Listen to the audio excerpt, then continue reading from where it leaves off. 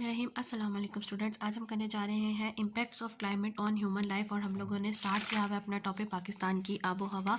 और आप लोगों के पास ये आप लोगों का थर्ड लॉन्ग आंसर भी है और हम लोगों ने हाफ जो है इससे पहले वाले लेक्चर में कंप्लीट किया था। आज हम कंटिन्यू करेंगे और कंप्लीट करेंगे इस टॉपिक को। और आज हम डिस्कस करने जा रहे हैं कि आबो हवा के इंसानी ज़िंदगी पे क्या असरात मुरतब होते हैं। और हम लोग डिस्कस करेंगे शुमाल और शुमाल मगरबी इलाकों का, और फिर कुछ पहाड़ी इलाकों का डिस्कस करेंगे, उसके बाद सहराई इलाकों का, और लास्ट में हम डिस्कस करेंगे बलूचिस्तान का जो अब हवा है उसके इंसानी ज़िंदगी पे क्या असरात मुरतब होते हैं। पेज नंबर है आप लोगों के पास 70 और आप लोगों का ये कंटिन्यू है थर्ड लॉन्ग आंसर। इससे पहले हम लोगों ने लास्ट टाइम यहाँ तक हम लोगों ने अपना थर्ड लॉन्ग आंसर किया था और आज हम उसका बाकी कंटिन्यू करेंगे। और टॉपिक है हमारे पास आब हवा के इंसानी ज़िंदगी पर असरात।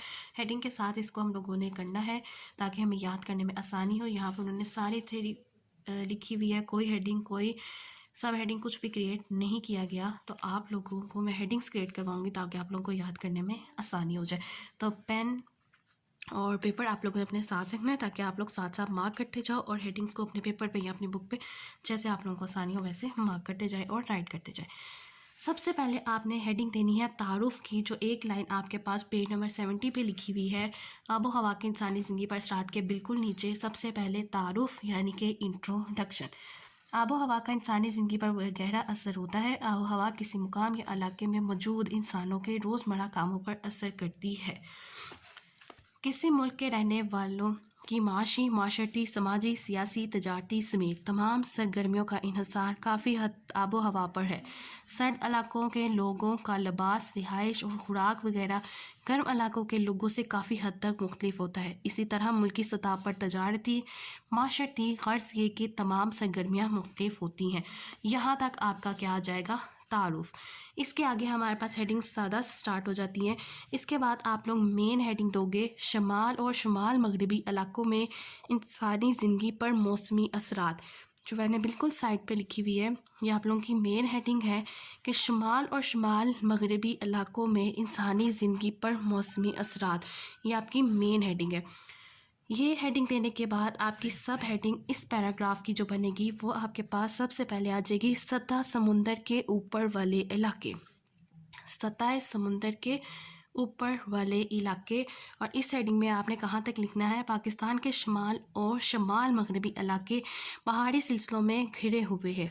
ये इलाके सतह समुंदर से कई हज़ार मीटर बुलंद हैं। जैसे जैसे हम सतह समुंदर की बुलंदी की तरफ जाते हैं दर्जा हरारत में कमी वाक़या होती जाती है। यहाँ तक कि हमारी हेडिंग कंप्लीट हो जाएगी सतह समुंदर के ऊपर वाले इलाके। इसी के आगे हमारे पास नेक्स्ट हेडिंग बन जाएगी मौसम सरमा के असरात। ये सब कुछ इस मेन हेडिंग के अंदर आएगा जो हम लोग डिस्कस कर रहे हैं, शमाल और शुमाल मगरबी इलाकों के असरात। ये सारे असरात जो हैं ये इनके हैं, ये और किसी इलाके नहीं आएंगे। मौसम सरमा के असरात, पहाड़ी इलाकों का दर्जा हरारत मौसम सरमा में सर्दतरीन यानी कि नुक्ताए अंजुमात यानी कि 0 दर्जे सेल्सियस 0 डिग्री सेल्सियस से भी गिर जाता है, माइनस में चला जाता है। ज़्यादातर बर्फ़बारी होती है। यहाँ के रहने वालों की तमाम सरगर्मियाँ मौसम सरमा में तकरीबन महदूद हो जाती हैं। लोग मौसम सरमा के शुरू होने से पहले खुराक और दीगर ज़रूरी अशिया ज़ख़ीरा कर लेते हैं। लोगों की सरगर्मियों में घरेलू दस्तकारी बहुत अहम है। बाज़ लोग अपने मवेशियों को पहाड़ी इलाकों से मैदानी इलाकों की तरफ मुंतकिल कर लेते हैं क्योंकि बर्फ़बारी की वजह से चरागाहें ख़त्म हो जाती हैं। तो यहाँ तक ये हेडिंग कंप्लीट होगी जिसमें हमने क्या लिखा है, मौसम सरमा के असरात। तो अगर आपके पास शॉर्ट आ जाए कि शुमाल और शुमाल मगरबी इलाकों के लोगों पर मौसम सरमा के किस तरह के असरात मुरतब होते हैं, तो यहाँ से यहाँ तक आपके पास आंसर आएगा। इसी तरह आ जाते हैं हमारे पास मौसम गर्मा के असरात। मौसम गर्मा में ये इलाके सरसब्ज़ और शादाब हो जाते हैं। बर्फ़ पिघलने से नदी नाले रवा दवा हो जाते हैं। यहाँ के रहने वाले लोग अपने मवेशियों को लेकर दोबारा उन इलाकों का रुख करते हैं। मौसम गर्मा में काश्तकारी लोगों का अहम पेशा है। मुख्तलिफ़ इक़साम के फल पैदा होते हैं, लिहाजा माशी और तजारती सरगर्मियाँ शुरू हो जाती हैं।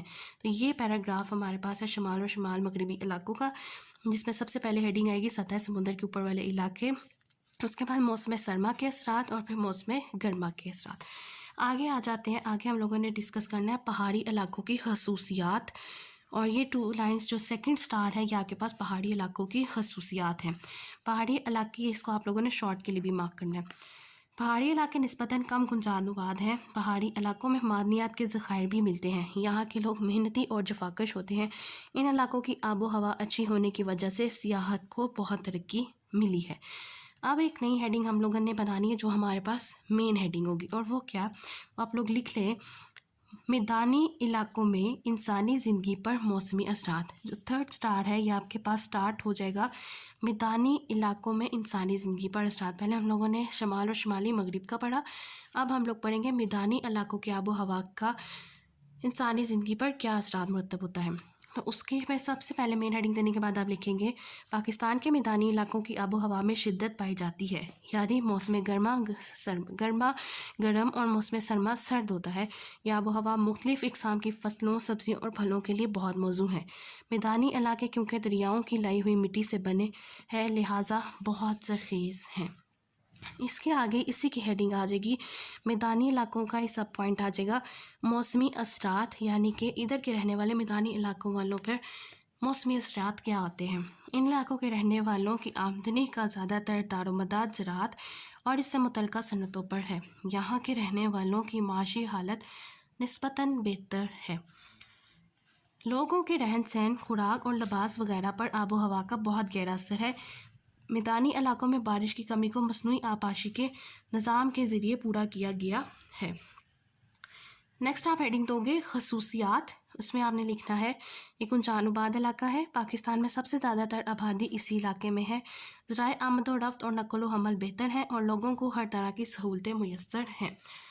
تو میدانی علاقوں کا آپ لوگوں نے سٹارٹ کرنا ہے فرام دا اس پیج کا جو تھرڈ سٹار ہے وہاں سے میدانی علاقوں کا سٹارٹ ہو جائے گا، جس میں ہمارے پاس سب سے پہلے موسمی اثرات کی ہیڈنگ آئے گی اور پھر خصوصیات کی. نیکسٹ آ جاتا ہے ہمارے پاس صحرائی علاقوں کا. اس پہ آپ مین ہیڈنگ دو گے: صحرائی علاقوں میں انسانی زندگی پر موسمی اثرات یا آب و ہوا کے صحرائی علاقوں پر انسانی زندگی کے اثرات. یہاں پہ صحرائی علاقوں کی ہیڈنگ آ گئی اور اس کی سب سے پہلے سب ہیڈنگ آئے گی موسمی حالات، یعنی کہ کلائمیٹک کنڈیشنز. پاکستان میں صحرائی علاقوں کی آب و ہوا بہت گرم اور خشک ہے. دن اور رات کے درجہ حرارت میں بہت فرق ہے. موسم گرما میں دن کے وقت لو چلتی ہے. لو سے مراد ہے بہت تیز گرم ہوا. گرد آلود آندھیاں چلتی ہیں. پنجاب کا جنوبی اور صوبہ سندھ کا شمال اور جنوبی علاقہ خاص طور پر ریگستانی خصوصیات رکھتا ہے. نیکسٹ ریٹنگ آ جائے گی آپ کے پاس موسمیاتی اثرات. پہلے ہم نے موسمی حالات بتائے ہیں، اب موسمیاتی اثرات بتائیں گے. ان علاقوں کے لوگوں کی زندگی انتہائی سخت ہے. بارش کم ہوتی ہے اس لیے پینے کے لیے پانی دور دور سے لانا پڑتا ہے. جن علاقوں میں نہریں پانی کی فراہمی کا ذریعہ ہیں وہاں زندگی قدرے بہتر گزرتی ہے. بھیڑ بکریاں پالنا ان علاقوں میں لوگوں کا سب سے اہم ذریعہ معاش ہے. یہ آپ کا یہاں پہ جو لاسٹ آرٹ تھا وہ تھا ہمارے پاس صحرائی علاقوں کا. اس میں موسمی حالات اور اثرات آئیں گے. لاسٹ آ جاتا ہے ہمارے پاس بلوچستان کی آب و ہوا کے انسانی زندگی پر اثرات. یہاں پہ آپ نے ہیڈنگ دینی ہے بلوچستان کی آب و ہوا کی انسانی زندگی پر اثرات.